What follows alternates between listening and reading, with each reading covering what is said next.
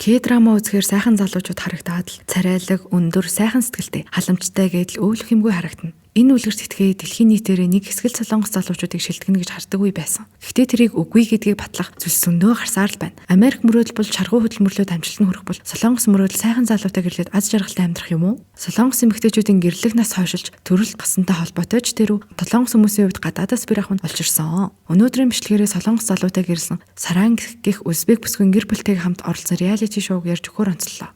Саранг бүсгүй солонгос ирээд 8 жил амьдрахтаа 2 охины ээж болжээ. Түүний амьдралыг нэвтрүүлгийн үеэр гаргахад өглөө эртлэн сэрээд охидоо өглөөний хоолыг нөгөн. Охидоо аваад том чемодан чирэн гэрээсээ гарлаа. Том охин ганцаараа сургуультай явхад бага охиноо хөтлөн өдрөн өнжүүлэгт хүргэж өгөө дараачийн ажилдаа явна. Тэрбээр автобус нүрээ будаад өөрийнхөө үзүүлбэртээ бэлдэнэ. Нэх том чемодан чирээд бага сургууль дээр ирлээ шүү. Чемоданд нь юу байна вэ? Гэвэл Узбек үндэсний хүүхдийн хувцас эхлүүлээд Узбек соёлыг харуулсан юмс зөндөө байв. За тэгээд гол дүрмэн хичээл заана гэж үзүүлж өгч байна. Хүүхдүүдийн анхаарал сатаарах үед бүжиглж мүжиглээ солиоруулж өглөө.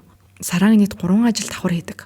Эхнийх нь болохоор сая гарсан бага сургуулийн багш. Хоёр дахь нь цагдаагийн газар хэлмэрч буюу орчуулагч. Гурав дахь нь харин бүжгийн үзүүлбэр үзүүлдэг ажээ. Тэгээд хичнээн тэгж ажилласан ч гэсэндээ цалин нэгсэн хүрдэггүй юм байна. Ер нь олдсон бүх ажлыг л голлгүй хүлээж авдаг юм аа да. Өглөөнөөс хойш юу ч хэлгүй явсан Саранг бага сургуулийн ажлаасаа тараад ганцаараа цэцэрлэгцэн өөрийнхөө бэлдсэн хэдхэн ширхэг кимбабыг идэв.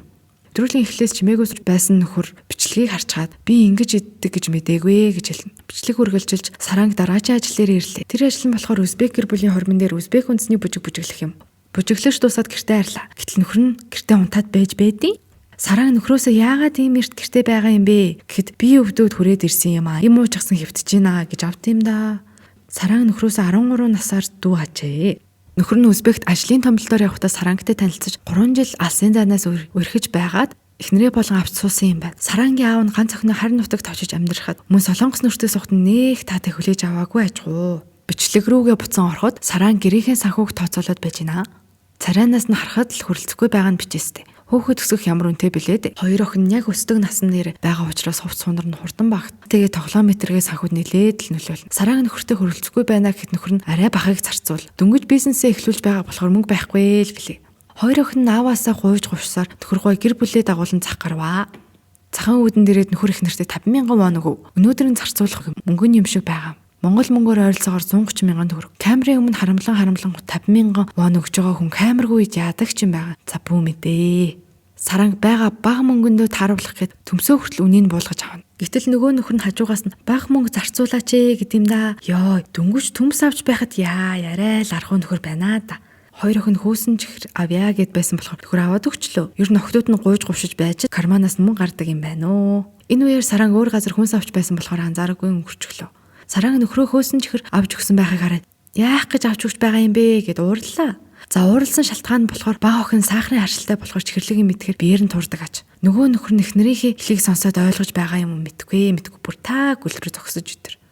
Бага охиндоо хослол авч өгөхөд 20,000 вон болж байгаа юм. Нөгөө 50,000-аас нь 20,000 нь ингээд байхгүй болно штэ. Нөгөө нөхөр шүү юм харин чимээгүй зогсоод л байж идэг ш. За мэдгүй.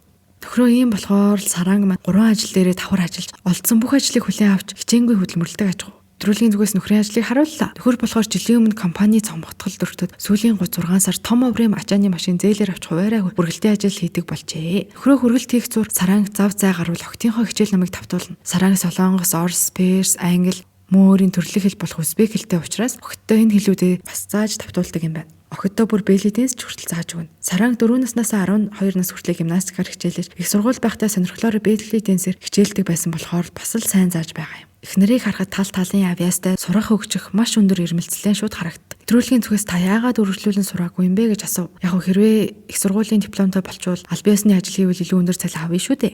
Тэгэхээр яасан бэ гэхээр нөхөр нь авч суугаас өмнө эхнэртэй солонгос сургана гэж амладаг байж. Харин солонгост ирснийхаа дараа тэр амлалтанд салхинд хийсэн алга болж таг мартагджээ. Нэвтрүүлгийн хөтлөгч нар түүнээс тэр амлалтанд хайцсан бэ гэж асуухад нөгөө нөхөр нь хүссэн ч чадаагүй тэргээл тиймэрдүүл юм яриад ингээд аргалаад өнгөрчихөж байгаа. Үргэлжлүүлээд нөхөр нь уг нь эхнэрээ олон ажил хийдэг ч бага цалин авдгийг нь мэддэг юм байна штэ. Бүр эхнэрээ ажил хийхгүй байгаасэ гэж хүсдэг гэдэг юм да. За мэдэхгүй нөхрийг л ер нь ойлгохгүй юм байна. Өөрөө санхүүгээр боон зэгсээр нь ажил хийхийг хүсдэггүй гэж авсан. Хамаараа биш үг нүүлээрээ л үзүүлж харуулмаар байгаа юм да. Саран хэдий бага мөнгө олдог ч гэсэн тэр олсон мөнгө бүрээс охтынхоо коллежийн төлбөрт тураадаг юм байна. Сараныг аав нь солонгос хүнтэй буюу одооны нөхөртэй гэрлээд үнэхээр дургүй байж Одоо Сараан аавынхаа үгэнд орох ёстой байжээ гэж харамсдгаа бас нэвтрүүлгийн үеэр илэрхийлнэ. Эхнэр маргааш нь дахин ажлын зараас шинэ ажил хайв. Даанч түүний гадаад иргэн гэдгийг сонсоод л дургуйлах нь. Хэрвээ Саранг Бэлидийн мэрэгжлийн багшийн сертификат авах юм бол илүү дажгүй салантай ажил олдох юм байна л да өгнө. Эхнэр өөрийнхөө чадварыг батлахыг зөндөөл тэмцээний батламжуудыг цуглах боловч тэр бичиг баримт нь мэрэгжлийн төвшөнд заахад хангалтгүй гэж үздэг аж. Саранг мэрэгжлийн Бэлидийн багш бэлтгэдэг сургалтын дээр ирж өөрийнхөө чадварыг шалгуулахад түүнийг 6 сар бэлтгэл мэрэгжлийн үнэмшилтэй болох боломжтой гэж хэлж өг. За тэр сургалтын 6 сарын төлбөр нь нийлээд ер нь бүх зардал нийлээд 420 мянган вон болох юм байна. Ийм мэдээг сонсоод готрохно гэхэд Саранг утсан дээрээ дуу чангаар тавин гэрийн ажлыг урам зоригтойгоор хийнэ. За тэгээд нөхрөөсөө мэрэгжлийн багш лиценз авахтан туслаач гэж хүслээ. Гэтэл 20 мянган вон хийсэн хадгаламжийн төвчөр өгөөд сар бүр ижил хэмжээний мөнгө өгнө гэж авсан. За тэгээд тэр нь хизээж зорсон дүндээ хүрэх юм байгаа бүү мэдээ. За тэгээд ийм харамч хүн тэгээд цаа мэдхгүй. Эхнэрийн завгүй хичээнгүй амьдрал үргэлжилсээр л нэвтрүүлэх дуусах үед нөхөр би эхнэрийг ингэж амьдарч байгааг мэдээгүй. Би ийм эхнэртэй хацтай юм а гэж хэлнэ. Харин эхнэр би уйлж чадахгүй. Яагаад гэвэл манай маш чанга хөдөлмөрч хүн байсан. Аав маань надад юу ч болсон нулимсаа битгий үзүүлгэж хэлдэг байсан болохоор уйлахгүй гэж хэлснээр нэвтрүүлэг өндөрлөн. Айгөө. Нэвтрүүлгийн эхлэл Сараан өөрийнхөө нэрийг Узбекээр хайр гэсэн утгатай учраас солонгосоор Сараан гэдэг гэж өөрийгөө танилцуулсан юм. Ийм их утга учиртай нэртэй ээж аав дээр эргэлж өссөн охиныг харь нутагт авчираад ингэж амьдруулдаг гэхээр яатсан ч хүн юм бэ? Та нар маань комент хэсэгт сэтгэлээ хуваалцаарай. Гэтэ байнга л тхихийг хүсдэг гэхдээ чадаагүй гэж ярьдаг хүний ихнэр байна гэхээр л байнга л урам угарч амьдрдаг байх та. Саранг маань ийм хичээнгүй байхад амьдрал нь илүү сайхан болоосоо билээ. Хэрвээ энтэй ижил шоунуудыг яриулахыг хүсэж байвал би та нарт үргэлж ярьж өгөхөд бэлэн шүү. Тэгэхээр та нар маань юу их мэдж байгаас тэ комент хэсэгт хүссэн шоугаа бичээрэй.